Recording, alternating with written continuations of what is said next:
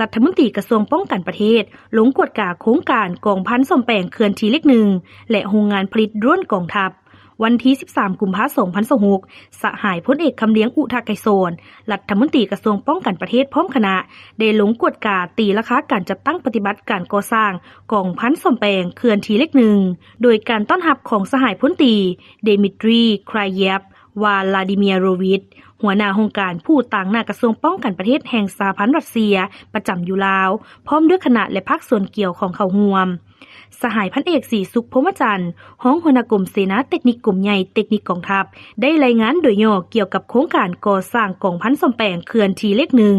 ซึ่งเป็นการช่วยเหลือด้านพาหนะเทคนิคอุปกรณ์ซ่อมแปลงจากกระทรวงป้องกันประเทศสหพันธ์รัสเซียให้แก่กระทรวงป้องกันประเทศสาธารณรัฐประชาธิปไตยประชาชนลาวขึ้นกับกรมใหญ่เทคนิคกองทัพมีเนื้อที่โครงการทั้งหมด 33.5 เฮกตาร์เขตเทคนิค 24.5 เฮกตาร์เขตบริหาร 9 เฮกตาร์โครงการก่อสร้างกองพันซ่อมแปลงเขื่อนทีเล็กหนึ่งแบ่งออกเป็น2เขตคือเขตเทคนิคประกอบมี23หน้าเวียกและเขตบริหารประกอบมี6หน้าเวียกบริษัท PSL ก่อสร้างครบวงจรจำกัดผู้เดียวเป็นผู้รับเหมาก่อสร้างซึ่งเริ่มจัดตั้งปฏิบัตินับแต่เดือนพฤศจิกายน 2024จนมาถึงปัจจุบันสำเร็จ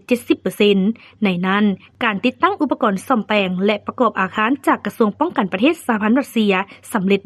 100% โอกาสนี้สหายพลเอกคำเลี้ยงอุทาไกรโสนได้แสดงความขอบใจพร้อมทั้งแสดงความสมเสยต่อสายพันธมิตรภาพและการร่วมมือระหว่าง2ประเทศลาวรัสเซียนับมือได้รับการเสริมขยายในหลายด้านเพื่อประกอบส่วนสุขนิ้วส่งเสริมการพัวพันร่วมมือที่ดีงามระหว่างรัฐบาลก็คือประชาชนสองชาติลาวรัสเซียให้แน่นแฟนว่ารวมว่าเฉพาะการร่วมมือช่วยเหลือซึ่งกันและกันของสองกองทัพช่วยเสริมสร้างให้กองทัพลาวนับมือมีความเติบใหญ่เข้มแข็งยิ่งขึ้น